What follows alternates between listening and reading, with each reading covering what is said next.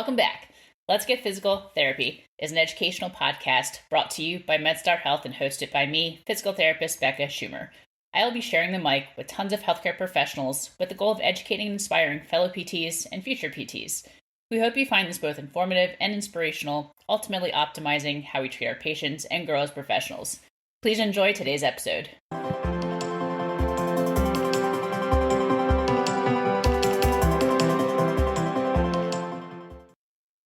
Today on the podcast, we're doing something different. Within MedStar Heath PT, we have many specialty groups including golf, dance, running, just to name a few, but also basketball medicine run by physical therapist Jared Miller. Jared is a PT at our Lafayette Center in Washington, D.C. and hosts monthly meetings where he often brings on amazing guests who are in the arena to some capacity to chat about what it takes to work with basketball athletes and how it relates to our work as physical therapists. Jared recently hosted Michael Ashton, and we wanted to share this interview with you around this NBA Finals time. Michael Ashton is the Director of Player Health and Head Athletic Trainer for the Washington Wizards. He earned his DPT from Hampton University and is a dual clinician as a PT and as an athletic trainer. His role involves provisioning medical care, integrative rehab services, and injury reduction strategies. Before arriving to Washington, D.C., he worked for the Oklahoma City Thunder organization. He served as head athletic trainer and physical therapist for the Oklahoma City Blue before joining the Oklahoma City Thunder in a dual role. Before arriving in Oklahoma City, he served as a physical therapist in various orthopedic and sports settings, including a stint with the U.S. Department of Defense. Mike holds a Bachelor of Science degree in athletic training from High Point University, and he's a board-certified clinician in orthopedic and sports physical therapy, fellow of the American Academy of Orthopedic Manual Physical Therapists, registered international sports physical therapist, certified strength and conditioning specialist, performance enhancement specialist, and corrective exercise specialist. I'm excited to take the back seat on this one and pass the mic off to Jared and Mike. Enjoy the episode. We want to welcome you right off the bat. We're really excited to have you today. And if you want to take a few minutes just for folks to get to know you, if you could just tell us a little bit about your background and what kind of puts you in the position that you are today. Absolutely. Well, first and foremost, thank you for the honor and the privilege to be able to speak to you and the people today. I'm really looking forward to it. So, my name is Michael Ashton. I am originally from West Virginia, born and raised in the small town of White Sulphur Springs, about 3,000 people. And I have to kick off my story like this because I would say how I ended up here is probably a dream within a dream. My first love was basketball. I was introduced to it from the one and only Michael Jeffrey Jordan, his heiress. Growing up watching him as a kid, hoping to hopefully in one day follow in his shoe steps, but ran into the stark reality that I was not good enough. But I also had a love for the medical field, a love for the human body, love for exercise, first, but most importantly, love for helping people. So when I discovered the profession of athletic training as a senior, actually off the backhand of an injury of my own, I figured out that this was another way that I could pursue my dream in sports. If I couldn't be there playing myself, I could help others there stay in the game. So I decided to go to High Point University to pursue a bachelor's degree in athletic training. And with that education, I stumbled upon the rehab course, which I seemed to have a niche for.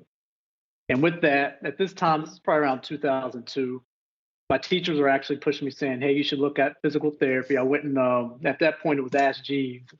Google wasn't around. So I went and looked it up online and found out that you could actually get a doctorate degree in 3 years versus going to med school and spending half of my life. So I was like, well, why not go to PT school where I could get a doctorate in physical therapy while also having the certification as an athletic trainer? So finished at High Point, went to Hampton for my physical therapy degree. And from there was introduced to the field of manual therapy. Had a CI there that I had never seen a physical therapist operate like this, where surgeons were calling him to get feedback on whether they should even do surgeries or not. Mm-hmm. And they would often send their patients to him. So I was like, man, just to see a physical therapist that respected, I was like, I want to be that. So we'll get to some of the details in regards to I ended up pursuing a residency and a fellowship in my journey of trying to pursue professional sports. So you'll get a little bit of that as we continue to go along. So there you go. Awesome. I mean, yeah, I feel like those clinical experiences can really set the stage. You just want to unpack something. You had a quote that I thought was really interesting, which was that you kind of saw practice of physical therapy like as your ministry. And I thought that was really interesting, and also one that I think can often get lost as we're looking in this, especially as you start to get into the more high performance area of things, is that our goal and our mission to help people. But can you kind of explain a little bit more about what you meant by that and how that plays out in your current position with the Wizards? Absolutely. Like I told you before, it all centers around my love for people and just helping people achieve the things that they want to do. And with physical therapy, I mean, you can't get any more intimate with it than that. I mean, you're working one-on-one with people. You're helping people in some of their most vulnerable states. I mean, you probably heard it in that same podcast. I mean, it's no stranger. We're in a biopsychosocial model. Physical therapy touches all that. It's all about the mind, the body, the spirit. So in those moments when you're working with somebody, even though you're rehabbing them from a musculoskeletal, neuromuscular, what have you have to speak to that whole person. And so that's why I call it my ministry, because I'm speaking to the person versus why they are there. And that's what drives me to do everything that I do, is my love for people. And so, you mentioned that you found this love for manual therapy, had this experience on your clinical internship. Can you tell us a little bit more about your experience in the fellowship and how that relates to your practice today? Absolutely. One thing about manual therapy, I think it gets watered down a lot. I mean, it gets watered down to joint mobilizations and joint manipulations, which that's a big part of it, but it's much more. It's just the ability to use your hands to sense what's going on with the person. I mean, it's just detecting things that oftentimes goes uncovered. So when I was exposed to this in my last clinical rotation, it's just the ability of this person that could detect things under the surface, to actually be able to, you learn the special tests and things of that nature. But what if you're not able to put people in those positions? Mm-hmm. How are you going to figure out what's going on? Well, you use your mind, you use your hands, you put those people in those positions, you still have to come with a solution. So that's one thing that really drew me to manual therapy. I guess you could say is the art of it, is the fact that when things aren't clear, use your hands and become an artist. Why do you think there's such a polarized position on manual therapy at this point? I think because people aren't patient enough to go through the journey of developing that skill. Like, take any skill outside of physical therapy. Let's take basketball, since that's what our interest is. You know how many shots a person has to take to perfect that shot? I mean, and then you have people who say, here's the perfect form, but today you're seeing people all different types of forms, but yet they're still making shots. Just because they don't have the appropriate form, they've developed that touch. But in order to develop that touch, you have to have patience. In order to have patience, you'd have to endure through the struggle of learning something new.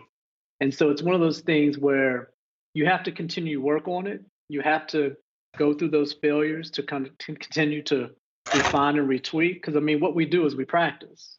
Mm-hmm. But a lot of people, because they don't get that instant gratification, because it really is a skill, you have to fine tune it. And most people aren't patient enough to develop that. That's got to play such a big role, especially as you were saying, trying to speak to the whole person, communicating things through your hands, but also using your manual skills as a diagnostic tool, but also from a sports perspective, that ability to assess, but then also to address before maybe following with correctives or loading or facilitating recovery. It sounds like you're pretty in tune with this. Can you talk us through maybe if you can think of a situation with the player and how you might use some of those skills and how that positively impacts their outcome? Let's just start with when you first meet someone, right?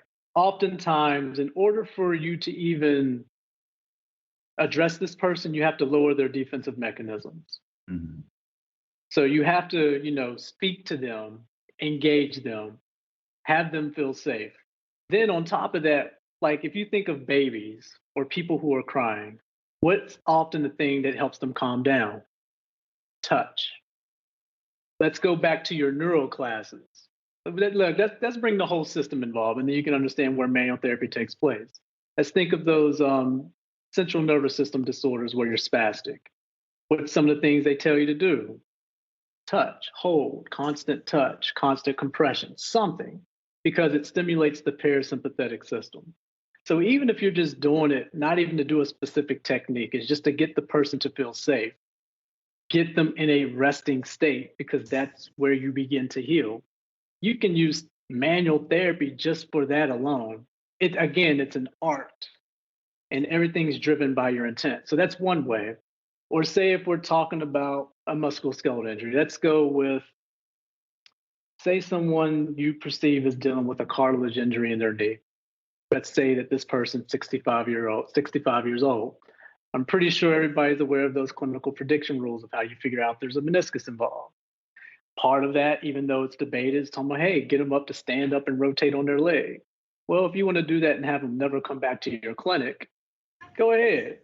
Or the way that I operate, do the least invasive test first. If you know the meniscus gets challenged by some type of compression, it may not be supported by evidence all the time. How about you just put their knee in a safe position and you compress it?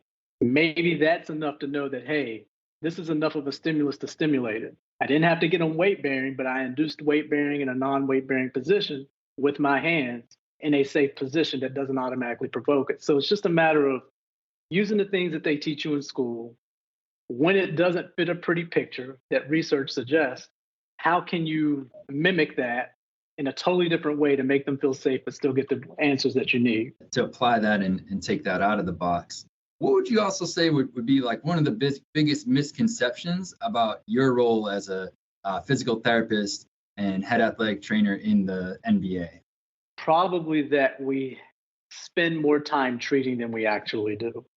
Especially like, you think of an outpatient clinic, however it's comprised, you see somebody every 30 minutes, maybe every hour, sometimes you're double booked. But you think with an athlete that okay, that's their main job. You have 24 hours a day to spend with them. You can spend as much time as you want. That's absolutely not the case because there's so many stakeholders involved that's vying for this athlete's time and like inside and outside of the arena. So it's just a matter of having to use your time wisely because there's other people that need to have their time as well. So you may think you get an hour a person, but I probably get just as much as time as you would in a clinic because they have to get on to the next place, whether that's the weight room, whether that's the court, practice, or say if this is a star, they have endorsements, they have to meet all these obligations. So you're still competing against a lot of outside input. You're kind of described as the athlete care and performance group. So you also head this team that relates to player care. Is that correct? I wouldn't say I head it. I am more of a middle manager. So the way that the hierarchy is, so we have a chief of athletic care and performance who is over all of Monumental basketball. So that's Wizards, Go-Go, and Mystics. So he's the one that oversees everything. I am the director of player health for the Wizards and head athletic trainer. However, my director position is I oversee the athletic training aspects of Monumental basketball. So that's Wizards, Go-Go, and Mystics. So I'm in charge of ensuring that they know what they're doing, showing them the processes and procedures that we do from an emergency response standpoint. And then from a technical leader standpoint, I'm also in charge of that too, helping them develop those skill sets. And across, you're overseeing people, you're bringing in various professionals. What is your approach to collaborating and being able to unify that team to deliver the best care for the players? I mean, first it begins with a unified vision and mission. I mean, everybody has to understand what are we trying to do collectively? And then within that, how does each individual's role play into that? So you have to make clear the roles and responsibilities of each person. And then within that, you have to meet each person where they are. Now, that's very simply described, definitely harder to execute, but it's really just having everybody have an understanding. What are we trying to do as a team? What are you trying to do individually? How can I meet you where you are to help you get where the team needs to go, but also help you achieve the goals as an individual? So that's kind of how I have to organize it. You've already mentioned, there's different stakeholders, there's different professionals, different approaches. Let's talk return to play for a little bit. How do you navigate those situations in a way that creates the best outcome for the player? That's a very broad question. So reel me in if I'm not going in the direction that you're looking for. But first and foremost, I think you have to make sure that everybody that's involved is involved and with the player in the middle of that. So again, oftentimes if you're just thinking like the first level, you got the player, you got the medical person that's overseeing it, the performance person overseeing it, the nutrition person overseeing it, the coaching development person that's overseeing it, the psychological aspect that's overseeing it. So those are kind of the people who immediately surround that athlete. And each one of us has a job that we have to do at each stage of the rehab. So it's almost like a relay. Depending on where you are in the rehab is depending on who has the baton. But at some point you have to pass the baton. And each one of those aspects needs to be touched on throughout the whole return to play. So it's just ensuring that everybody is playing their part in that from the very beginning to the very end. So not one person is doing everything. And that's the tough part. It's truly a team effort. So like if you think in an outpatient clinic, most physical therapists do everything. And maybe in some cases you have techs or assistants. So therefore you kind of delegate that. But when you're working with a professional team, you don't have to do everything. So maybe versus you taking them through all the exercises, maybe you take them through those skilled things that you absolutely have to do.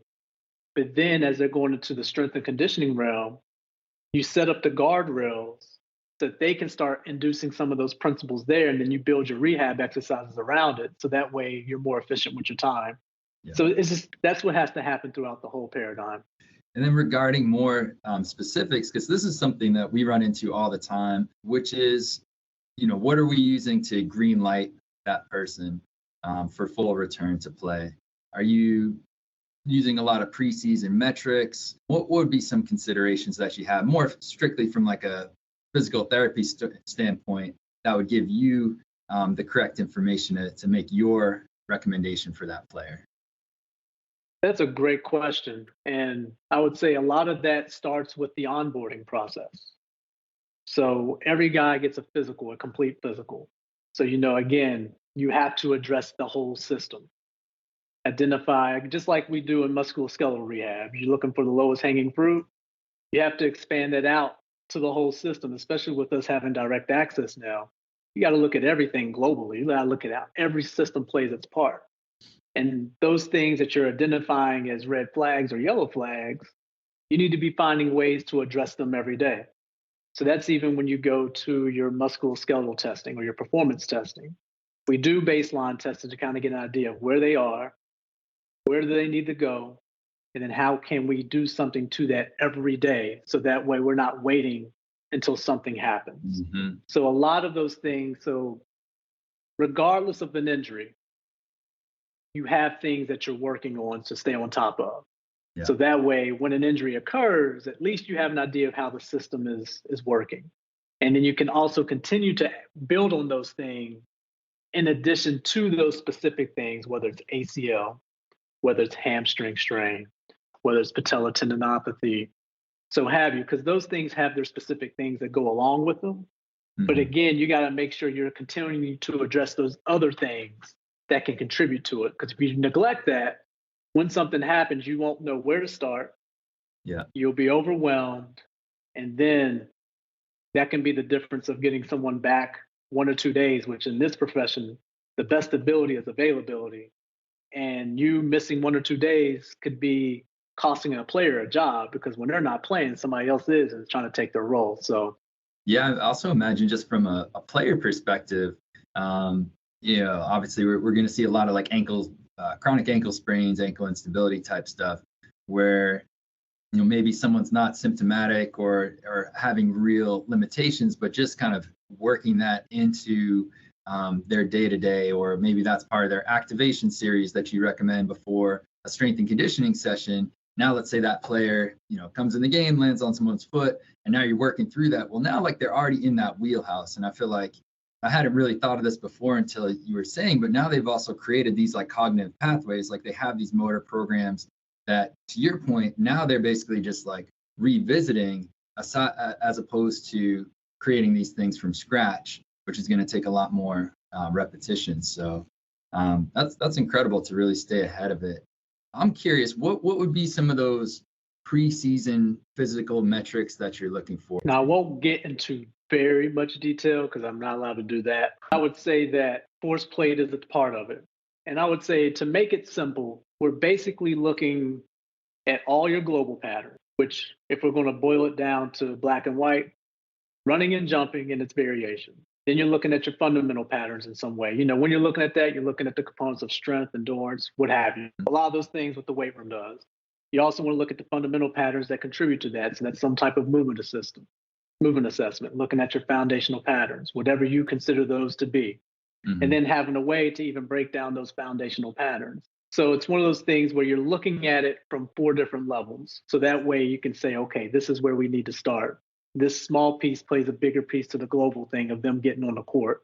So we're looking at every aspect. Now, that's the other challenge in professional sports is, again, time.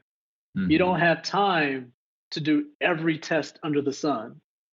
One, because the players aren't going to buy in. Right. And after a while, there's just going to be death by testing. So again, you have to really be efficient with your testing to get the most information from as little as possible.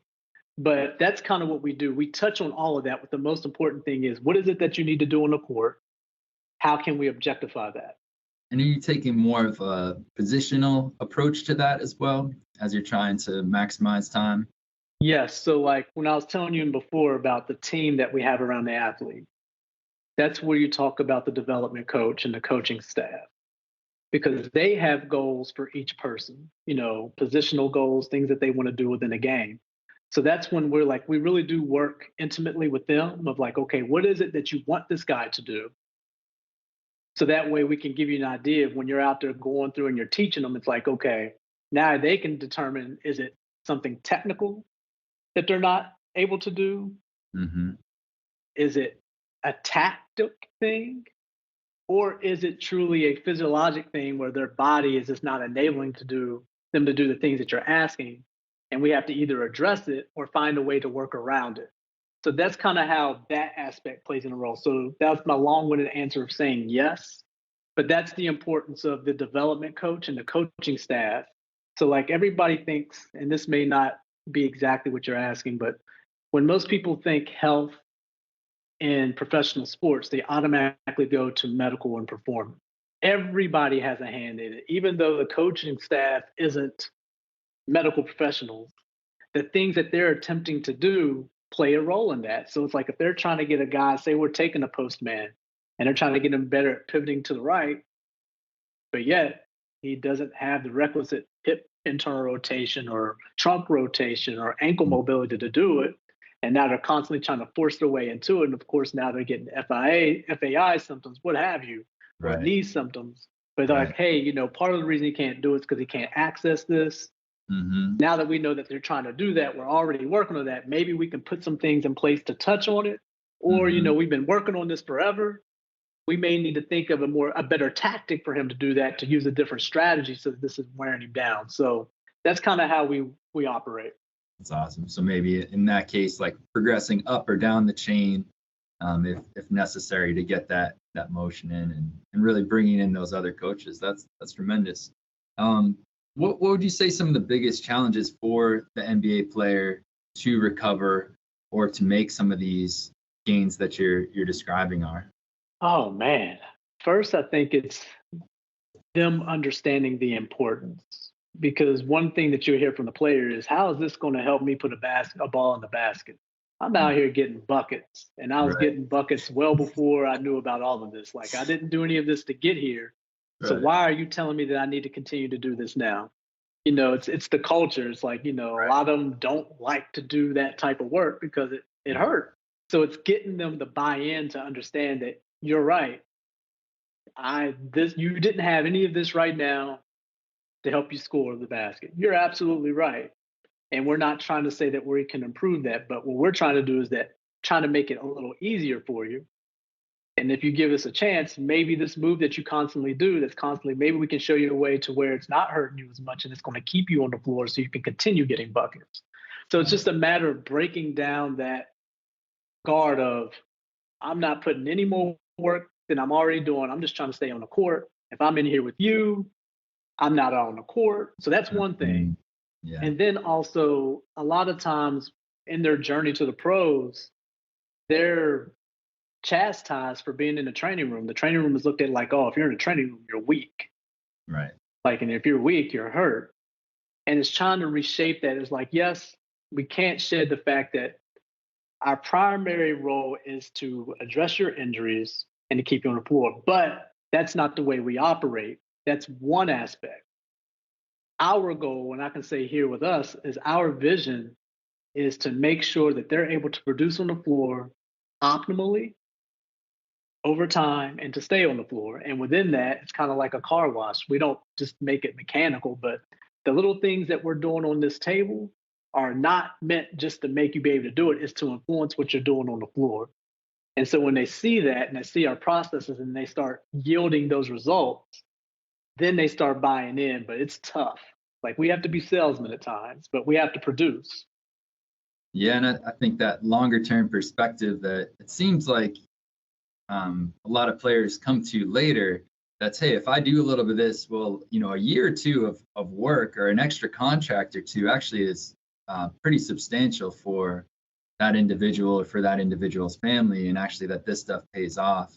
Yeah, it's interesting to hear that that's still a fight and that you still have to put on your salesman hat, because it seems like on the whole, some of that culture's changing. I think, maybe starting a little bit with Jordan and definitely like LeBron in the next generation. Then you see guys like Tatum and stuff like that, to highlight a few who seem to really embrace this, and start to break that whole, basketball players hate to lift and all that stuff.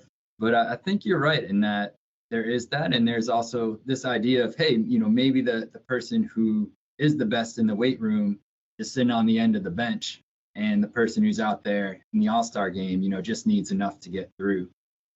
You did bring one thing that I was really curious about is this talk. Do you think that there is like sports-specific training? This idea you're talking about, what we're doing here to translate, aside from just like gaining motion and things, how much do you look for whether it's a drill or a corrective or anything that you're doing with yourself to really try to replicate what they're doing on the court? I guess it just depends. It's within certain contexts, right? I think oftentimes if you do the basics extremely well, because a lot of the things that they're not able to do is because they can't do basic stuff. So it's like, if you're trying to, and I like to go back to the neural principles, you know what I'm saying? It's like, make sure they have the requisite things first. Like, you're out here trying to do all these fancy moves and doing specific things, but maybe they don't even know how to do the footwork. Maybe they can't coordinate it. Mm-hmm. So like, do the basic things first, and then whatever is not cleaned up by doing the basics, then you tweak that to get as specific as possible. And I think what most people do is they start at the wrong end of the spectrum. They try to get so specific, and when you get specific, that requires some nuance, and then you've skipped over some of the basic things. It's like, you're doing that, but they can't even do this. So how about you touch that and you progress? You progress in function like you progress everything else. Like, make sure you're doing the basics first, and then as you start cleaning that up, you build. Mm-hmm. But I think you have to be careful. I won't say there's not a place, but I think oftentimes if you go there first, you're missing a lot of things that are so much easier. And it's the boring things. That's where the creativity comes in, but you have to take care of that. If you skip over that, you're right back in the same position. So really working to hit those fundamentals that you mentioned that you might have identified with that preseason screen. As you go through the season, can you talk about how your approach shifts from, say, like preseason to now? The players are just about to come back from the All-Star break, so they're halfway through. How does your approach shift as the season progresses, or does it at all? I don't know if my approach per se changes. I would say that I have to fight harder to remain consistent in the things that we're doing, making sure that I'm taking care of the basic things, that those basic things are in place. Because as the season goes, you grow more tired and your body and your mind always look for the easy way out. So I think it's just the like, hey, make sure you're showing up every day consistently, even though you're tired, they're tired, it'd be easy to skip. You feel like, oh, maybe this one day I can go without doing this. This person didn't do it. I'm normally haggling them. I'm not going to do it because they know they're tired. It's like, no, consistency is the key. Like you must remain consistent. Like you have to. You got to be the control. So I would say it's more so just really anchoring down and ensuring that I'm continuing to do the things that I did at the beginning of the season with the same energy, because the guys are going to draw off of you. One thing that we say about the training room, well, I do for sure, is that in most cases, the training room is where people start the day. So with that, there comes a responsibility. If the training room isn't live and isn't on, then you're not setting up the stakeholders that are following you to be successful. Because if you start out bad, that's going to go over to the athlete. They're going to bring that energy everywhere they go. So it's important for us that when we start the day and we're the first people that speak to them, we have to be consistent in what we do, because we play a big part on how the day goes. Yeah, I imagine that can be really challenging too for you, because you're also traveling and on these flights and on the same schedule as the players. Oh, yeah. Yeah, I'm like, and with my position as head athletic trainer and director of player health, in some ways you can say I'm like an on-call doc.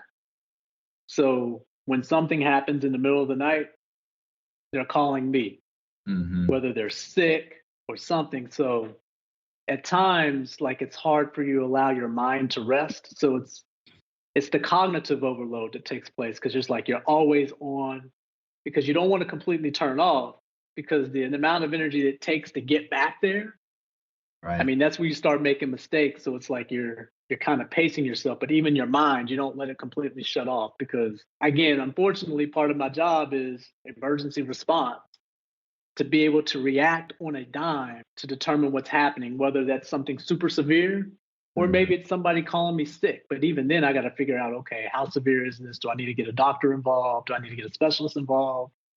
Where do I go? So that's the toughest thing with my position as well, is just cognitively always having to be on, but also have to have that energy so I don't draw everybody else down. What does the off season look like for you? They should rename that. Shouldn't be called off. So as soon as our season ends, we shift gears towards draft. So now we're looking at, okay, who's an upcoming draft? Who are we interested in? Preparing that for doing draft workouts, preparing for the Chicago Combine, because that's where all the guys go, getting an idea of who it is that we want to see, guys that we want to invite in town to do testing. So as soon as the season's over, we start preparing for draft. Draft typically happens the last week of June. We're not off. We're kind of shifting gears to seeing who we're going to acquire for our team. But at the same time, as that's going on, we're also preparing those who are on our team for Summer League. So we have two things going on. As we're trying to find new people, we're trying to develop the ones that are already on the court for Summer League. So off season is just as busy as regular season. It's just different. So I know too, you do a lot with injury reduction. And first, I appreciated the injury reduction and not the prevention part of things. What would be 3 non-negotiables for injury reduction that you would have? I would say first and foremost, ensuring that you have the appropriate personnel in place. And I say that for the athletic training side, because you have a lot of high schools that don't even have athletic trainers. They're your first responders. They're the ones that, before EMS is even called, they're the ones oftentimes that are recognizing that something is wrong to even facilitate what happens next. So ensuring that you have, one, an athletic trainer at the very minimal, a contract with a physician group so that you have someone you can immediately refer to, having the people in place so that you are capable of addressing the most severe things, and that's keeping someone alive. Got to have those processes in place. I mean, you've seen it in all levels of sports. I mean, let's look at what happened with the Buffalo Bills. They executed their emergency action plan flawlessly. Not everybody does that. Everybody looks at like the injuries at what we do. Like, okay, someone gets hurt with an ankle. But what about the things that you can't come back from? Have that in place. Two, make sure you have the appropriate, now that you have that in place, make sure they're doing the appropriate testing. Mm-hmm. Yes, we're looking at the musculoskeletal system, but make sure your whole body systems are functioning. So that way, in case something at the cardiovascular system's going on, tackle that. The neural system, tackle that. The renal system, tackle that. Have those things in place because those are the things that are going to take people's lives. So I would start there. It's probably not where you were looking for, but you have to have those things in place for you to be able to function like you do. Because it's like, if you don't, that's too much of a burden for one person to bear. And then have your testing. Have something to have some foundational testing so that way you have something to base it off of so you know exactly what's going on. You're making your job harder when you don't do that. Not saying that you have to do 50 things, but have something to reference. Like think about like when you're in an outpatient clinic. I mean, you don't have the luxury of them coming in with baseline testing. So you don't even know what their norms are. And then you're trying to base it off the opposite side. And half the time that's not even normal. Now, you may not even think about that, but just think how much more complicated that is because there's just so much that you don't know. Well, in these positions, you can get that information. So make sure you have processes in place that you can pick up on that so that you can execute what it is that you need to do. So that would be my 3. Powerful response. You're right. Definitely not where I thought you were going to take that, but so true. A few of us on this call, we're either certified for emergency response for the athlete, and it also reminds me of some of our Tuesday morning sports medicine lectures where we go through developing emergency action plans and kind of talk about these larger things, whether it's responding to a cardiovascular event, other sort of weather situations, or just these broader things. And I really appreciate that response because, again, and now I'm guilty of it right there. It's easy to get just caught up in sport or caught up in this more minutia and just lose fact of the sight that, we need to be saving lives and really taking care of the whole person. So I think that really speaks to your awareness and profession as athletic trainer, and definitely a great reminder for everyone here who might look to do sports coverage or, a lot of us will work with local high schools, and especially with that athletic trainer shortage right now. I mean, we're seeing that so much. And for those of you that are in outpatient clinics, I mean, you may not think about it like this, but the likelihood of something happening in your clinic versus something happening on the field is probably greater. Mm-hmm. Think of some of the geriatrics that are coming in that have the blood pressure issues, the diabetes and things of that nature. Those are things that need to be on your mind as someone comes into your clinic. I've had it happen to me twice where something happened and I had to jump into emergency mode. I mean, you don't expect it to happen in the young population, but we're always keeping it on our mind. But even in the clinics, that's where you really need to think about it because you're working with a more deconditioned population. Mm-hmm. Some things are going to be hidden. So that should be on the forefront of your mind. So if that's something if you want to get into sports and you're working in a clinic, a lot of that is the mental preparation. And a lot of that is like you have every day you can think of an emergency response that could potentially happen. Are you thinking about like, oh, today somebody could drop down, I might have to get CPR? Mm-hmm. Are you constantly keeping that in your mind when you're going through your subjective, which you should start with a systems review anyway? So that in your mind should kick off like, oh, systems review, cardiovascular, I better be thinking about that. So these are things that you can do even within the clinic to start preparing you. So when you get on the sports field, it's not native to you to have your mind going there. Yeah, I think that, again, great response. And I think perhaps even more so as the profession of physical therapy goes into this kind of fitness forward mindset where we're trying to push intensity, we're trying to do these big movements. And you're right, not only are you dealing with the deconditioned population, but now they're subsequently more deconditioned via, whatever's bringing them in through there. And you're right, that awareness or that kind of continuing pruning of those skills that we all have at least some level of training in to be in the clinic will really make you ready to respond on that situation. Lastly, what would you say for any of these student physical therapists on the call or any folks who are already in the field who are trying to, maybe take it to the next level or try to really hone their sports physical therapy skills? Oh, man. Okay. Let's start with the students. Focus on your studies. Pass your boards. I know oftentimes you're like, why am I taking this course? None of this is going to help me once I get to the field. Well, if you don't pass your test, you're never going to get into the field. Point blank, period. So don't overlook what's right in front of you. I would say be where your feet are.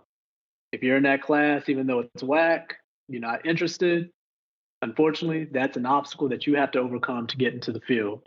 Mm-hmm. But also in that, even within those classes that you don't like, just get in the habit of taking the critical decision making that you have to have in those classes. Because each one of these courses, you have to go through some mindset to figure out what the heck is going on, what they're asking of you, what they want.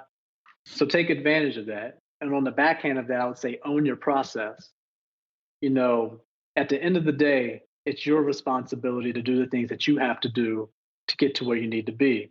You do have teachers, and it's their responsibilities to teach you, but you can't let that be an excuse if there's a teacher that you don't agree with, or maybe you don't vibe with, or they don't teach in a way that speaks to you. You can't hang your hat on that, because at the end of the day, you still have to figure it out. So own your process. Look for ways to get what you need to get to the next step. But the most important thing for you as a student, graduate, pass your boards. I often tell people don't go take a lot of continuing education, because oftentimes you're not going to understand it because you just don't even understand the basics of how they got to what they're teaching you. Mm-hmm. So I'm not saying don't, but I would say focus your energy on being able to truly pass your courses so you can become a PT.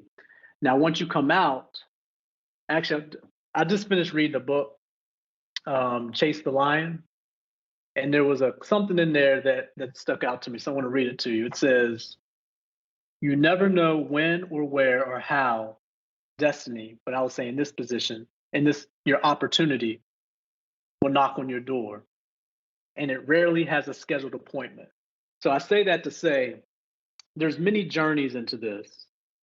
A lot of times you may be able to control it. Sometimes you don't know. For me, it took me 10 years to break into this, even with all of my credentials.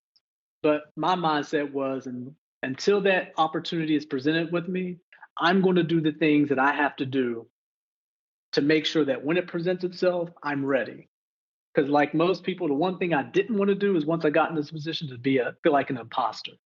Mm-hmm. So I say that to say, do the things that you need to do until that opportunity opens up. Like, make sure if you're coming into the medical aspect, develop your clinical skills, be a good evaluator, make sure your interventions are in check, make sure you know a variety of tools. I would say go principles over methods. Like, you can use these tools, but if you don't have the principles to suggest it, once you hit something that it doesn't work, you're going to be stuck. Define that, but then also be aware of the other things. Like, so if you're going to be on a team, like I said earlier, there's different stakeholders. Don't have to be a strength coach, but be aware of what the strength coach does. Maybe take the CSCS, not to be a strength coach, but you learn the principles. Those are the same principles that you typically add towards the end of your return to play. So have an understanding of that. Have an understanding of how a dietitian works, so that way you know how to speak to them. Have an understanding of the sport that you want to be in, so that way you can have a conversation with the coach. The more that you can do your homework, at the very minimal, have an awareness of what you want to do, that's going to play dividends once you get into this position. Yeah, that's an incredible advice. And I think just really, I like that be where your feet are, owning your process, staying ready, but also, you're also really just hearkening to like always being able to grow. I can tell that even just speaking with you today, where your process isn't over, but learning kind of how to apply, and that critical thinking, I think, is so important, and also something that, like you said, hey, as a student, maybe you don't need to jump into all these classes already because you haven't really like played with the stuff you have, or like really have that under your belt to take it from there. And even if, yeah, there might be conflicting research about this or that, like at least getting your feet wet and kind of starting, you have to start somewhere. I mean, you need that foundation to build off. And I think that's great advice, and I'm definitely going to check out the Chase the Lion book. I appreciate your time. I got one last question for you. What's the best advice you've ever been given? The best advice I would say I've been given was have the ability to respond and not react. Be unoffendable. And oftentimes, to respond, you have to stop and think. reactions are exactly what they are. There's no thinking, you just do. And there's times where that's appropriate, but in most cases, it's better to respond. And a lot of times you react when you're offended.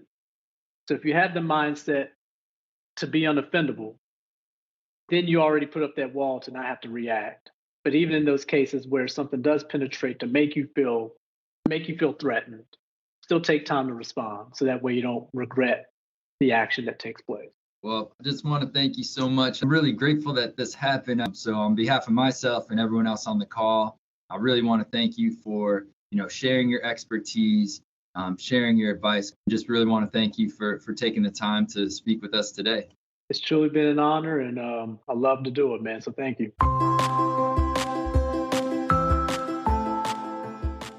Thanks for listening to the Let's Get Physical Therapy podcast.